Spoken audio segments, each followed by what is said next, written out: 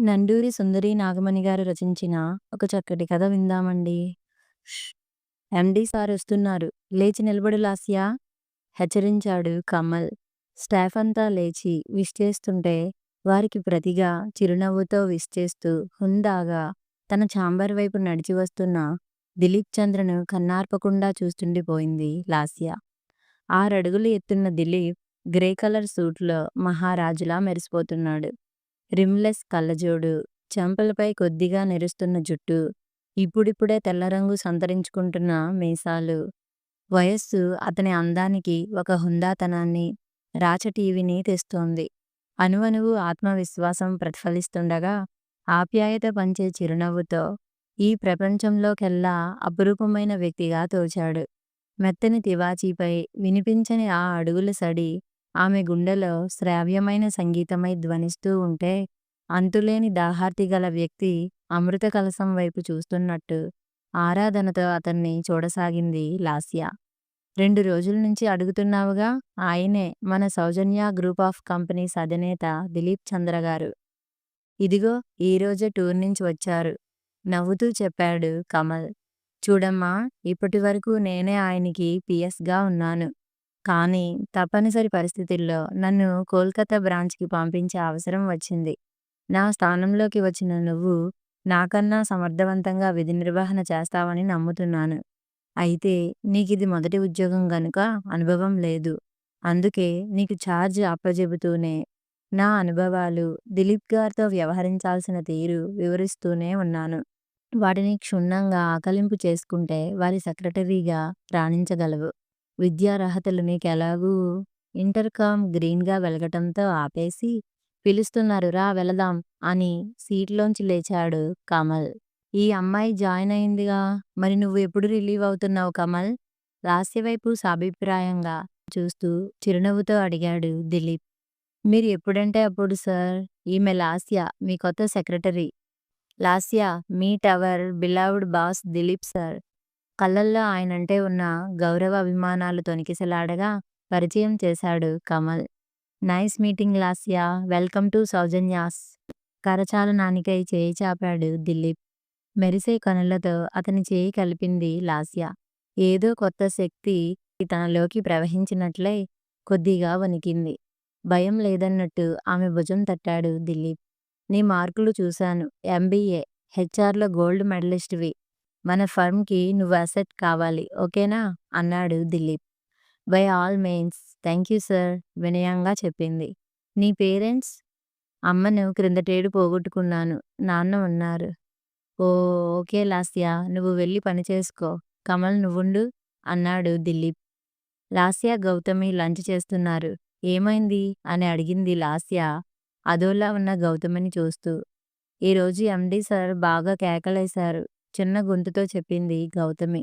అయ్యో, ఏం? అకౌంట్స్ సెక్షన్‌లో పనిచేసే వరుణ్ నా ఫ్రెండ్. ఉదయం నా దగ్గరికి వచ్చి 10 నిమిషాలు మాట్లాడి వెళ్ళాడు. సీసీ కెమెరాల్లో చూసిన సార్ వరుణ్‌కి ఇంటర్‌కామ్‌లో చీవాట్లు పెట్టారు. నన్ను కేబిన్‌లోకి పిలిచి మెత్తగా పెట్టారు. నిజానికి అతను నా ఫియాన్స్. తలంచుకుంది గౌతమి. ఓ, నిజమా? మరింకేం? వారికి కోపమెందుకు? మా ప్రేమ వ్యవహారం ఎవరికీ తెలియదు. మగవాళ్ళతో జాగ్రత్తగా మసలుకోవాలని, ఆఫీసు అవర్స్‌లో మాట్లాడుతూ టైం వేస్ట్ చేయొద్దని, నలుగురిలో చెడ్డ పేరు తెచ్చుకోవద్దని మందలించారు.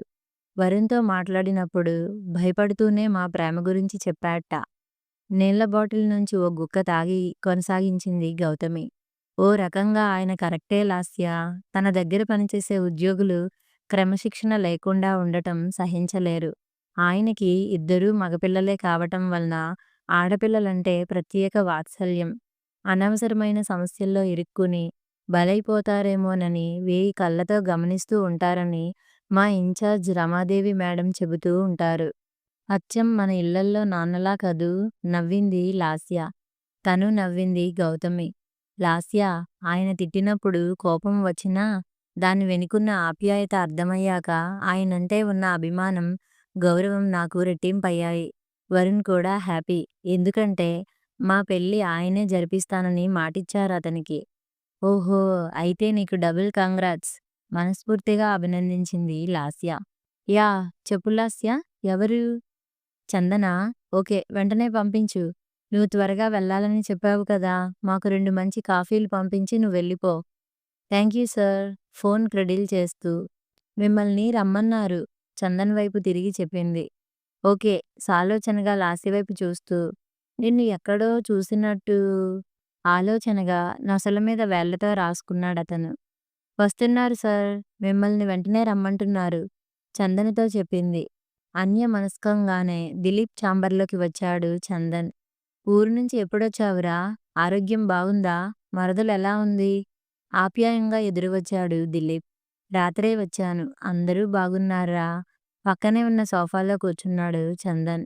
ఈలోగా కాఫీ రావటంతో ఇద్దరూ కాఫీ తాగుతూ ఉండిపోయారు. కప్పు టేబుల్ మీద పెట్టబోతూ, దిలీప్, ఆ అమ్మాయి?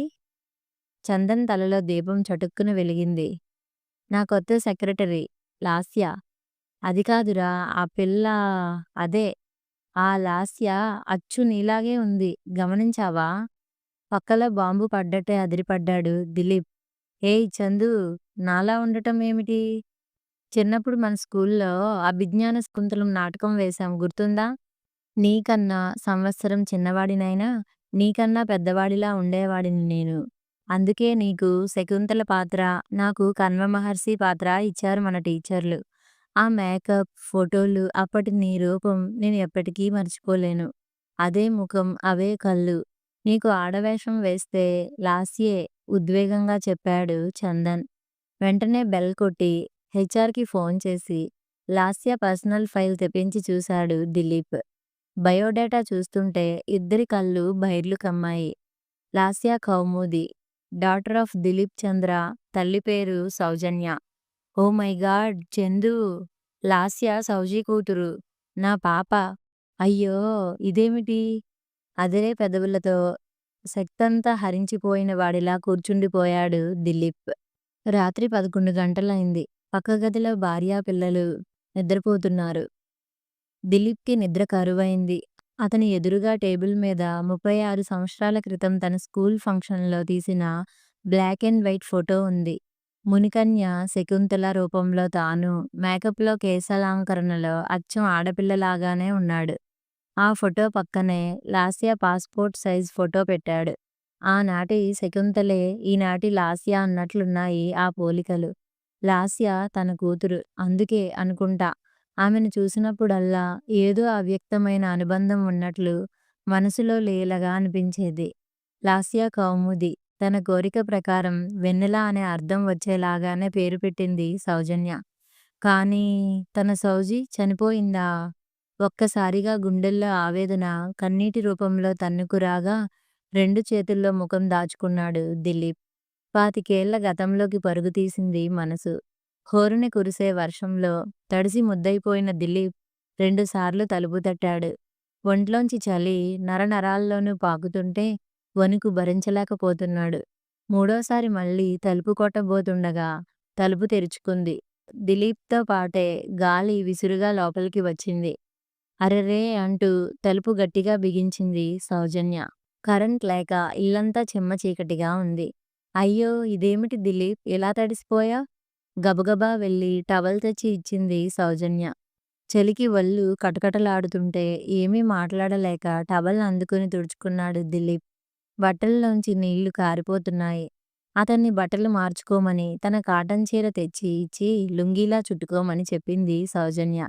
వేరే ఆప్షన్ లేక అలాగే చేశాడు దిలీప్. ఆమె అందించిన వేడివేడి టీ తాగాక కొంచెం సేదతీరాడు. ఉదయమే నేను నా ఫ్రెండ్ బ్లడ్ డొనేషన్ క్యాంప్‌కి పక్క గ్రామానికి వెళ్ళాం. తిరిగి వస్తుంటే వాడిని దింపేశాక నా బైక్ పాడైపోయింది. అప్పుడే విపరీతమైన వర్షం. బైక్ అక్కడే వదిలేసి హాస్టల్ వరకు వెళ్ళలేక నీ దగ్గరకు వచ్చాను.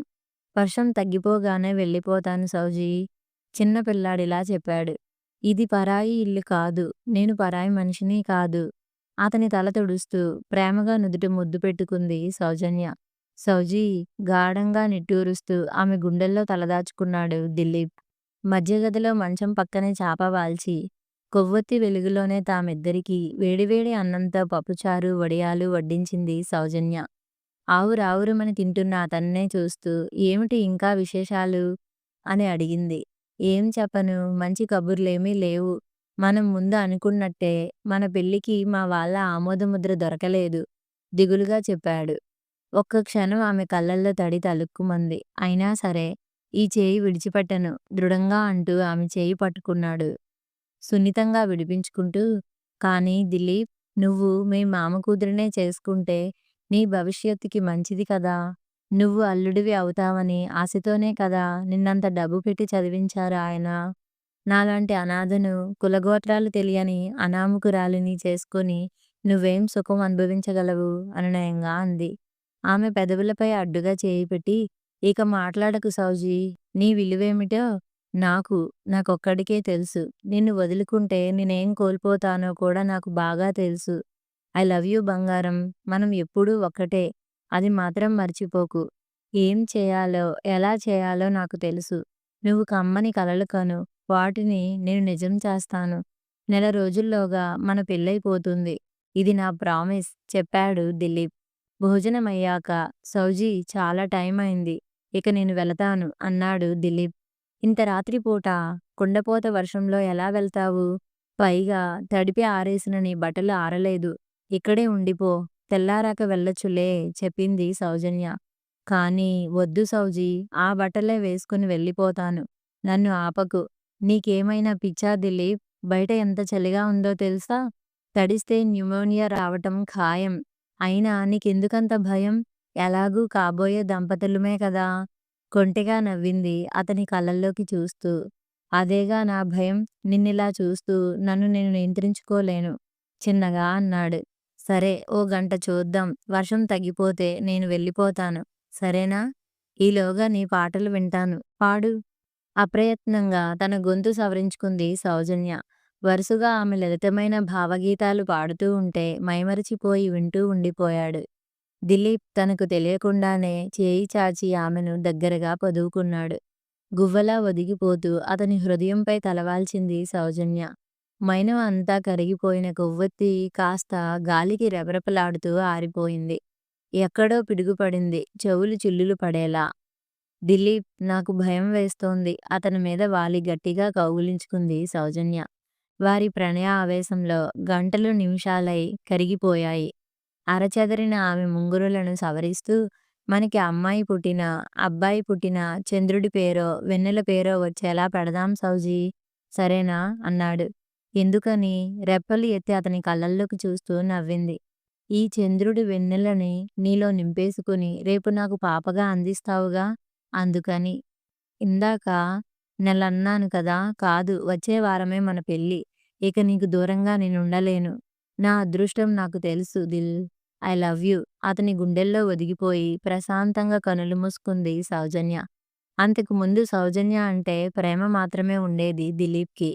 ఆమెతో శారీరకంగా కలిసిపోయాక అసలు ఆమె తాను వేరువేరని అనిపించటం మానేసింది.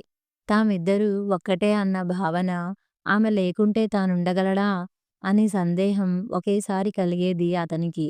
స్నేహితుల సహాయంతో పెళ్లికి అన్ని ఏర్పాట్లు చేసుకున్నాడు దిలీప్. సౌజన్య దగ్గరకు వచ్చాడు. కానీ ఆమె ఇంటికి వేళ్లాడుతున్న తాళం కప్ప అతడిని వెక్కిరించింది. ఎవరిని అడిగినా ఆమె ఎక్కడికి వెళ్ళిందో చెప్పలేకపోయారు. ఆమె పనిచేసే స్కూల్‌కి వెళ్లి విచారిస్తే నెల రోజుల క్రితమే ఆమె రాజీనామా చేసిందని తెలిసింది. దుఃఖంతో పిచ్చివాడైపోయాడు దిలీప్. ఆమె కోసం వెదకని ప్రదేశం లేదు. పేపర్‌లో ప్రకటన వేయించాడు. అయినా ఆమె జాడ తెలియలేదు. ఏడాది తరువాత ఇక తప్పనిసరి పరిస్థితుల్లో మరణశయ్య మీదున్న తండ్రి కోసం తన మరదలు శ్రీవల్లి మెడలో తాళి కట్టాడు దిలీప్. మొదటి రాత్రే తన మనసు విప్పి భార్యతో సౌజన్య గురించి చెప్పేశాడు. సౌజన్య ఏ క్షణంలో కనిపించినా భర్తగా తాను ఆమెను ఆదరించక తప్పదని నొక్కి చెప్పాడు. ఏనాడు సౌజన్యను మర్చిపోలేదు దిలీప్. ఆమె కోసం వెదికించటం మానలేదు. తామిద్దరూ కలిసిన ముందు రోజే తన మేనమామ వచ్చి సౌజన్యను గట్టిగా బెదిరించి తనను వదిలిపెట్టి వెళ్ళిపోమని ఆజ్ఞాపించాడని తన పెళ్ళయ్యాక తెలిసింది. నిన్ను చేసుకుంటే దిలీప్‌కి మంచి భవిష్యత్తు ఉండదు. శ్రీవల్లిని చేసుకుంటే అతను జీవితంలో ఎంతో పైపైకి ఎదుగుతాడు అని తన మేనమామ చెప్పడం వల్లనే తనంతట తానుగా సౌజన్య తన జీవితంలోంచి వైదొలగిపోయిందని అర్థమైంది దిలీప్‌కి. అయితే ఆనాటి తమ కలయిక ఫలితమే ఈ లాస్య. తన సౌజన్య అసలు స్వర్గానికే తరలి వెళ్ళిపోయింది. అజ్ఞాతంగా ఎక్కడ బతికిందో, చోళాలుగా ఎంత శ్రమపడిందో, పసిపిల్లతో ఎన్ని అవస్థలు పడి ఉంటుందో, తన పట్టమనిషి ఎన్ని చోట్ల ఉడిగం చేసి ఉంటుందో, కోట్లకు వారసురాలైన తన చిట్టి తల్లి చిన్నతనం నుంచి ఎంత పేదరికం అనుభవించిందో, ఏళ్లు గడిచిన తర్వాత చివరికి ఈరోజు తన కూతురు తన దగ్గరే ఉద్యోగం చేయటానికి వచ్చేసింది. మొత్తం తన పరిశ్రమలన్నింటికీ అధిపతి కావాల్సిన వారసురాలు కేవలం ఒక పిఏగా. మళ్ళీ ఉవ్వెత్తున అతడిలో దుఃఖం పెల్లుబికింది. వెక్కి వెక్కి ఏడ్చాడు దిలీప్. ఏమండీ? ఏమైంది? ఎందుకిలా బాధపడుతున్నారు? కంగారుగా వచ్చింది వల్లి. వల్లీ! సౌజన్య చచ్చిపోయింది తెలుసా? ఒక్కసారిగా బరస్ట్ అయ్యాడు దిలీప్. హతాశురాలైంది శ్రీవల్లి. మన ఆఫీస్‌లో నా సెక్రటరీగా జాయిన్ అయిన లాస్య గురించి నీకు చెప్పాను కదా! తనెవరో కాదు, నా రక్తం పంచుకొని పుట్టిన నా బిడ్డ. మీ బిడ్డ కాదు, ఇక నుంచి మన బిడ్డ. మనతోనే ఉంటుంది చెప్పింది శ్రీవల్లి.